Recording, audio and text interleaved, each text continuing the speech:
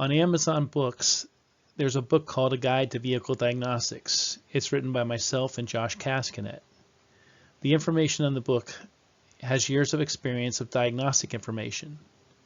It's not information that you're going to find on the internet or information you'll find from other books. I do cover pieces of the information on videos that I've been doing. However, the videos only pertain some of the information. It does not go into detail that the book has. You may want to check out the book. In the meantime, let's get started with this video. In this video, I'm going to talk about HMI, LIN, and UART. So here we have our HMI, our LIN, and our UART. HMI stands for Human to Machine Interface.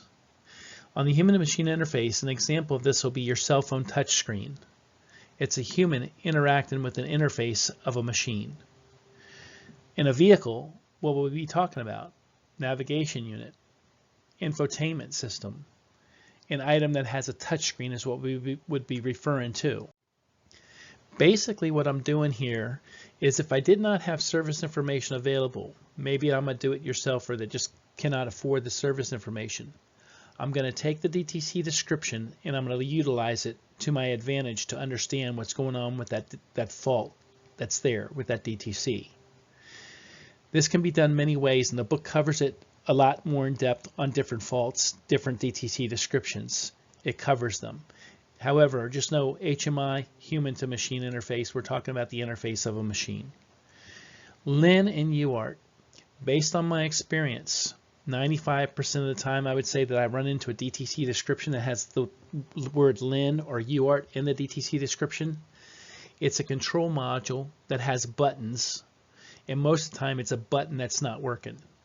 So your focus on a DTC description that has LIN or UART in the description will be on whatever components being mentioned.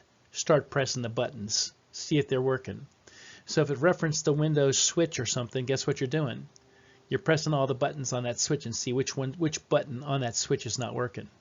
If it's the radio, start pressing those buttons. The DTC description provides us with a lot of information as long as we understand what the DTC description is advising. Now, this is not to say where I'm saying, hey, you don't have to use service information.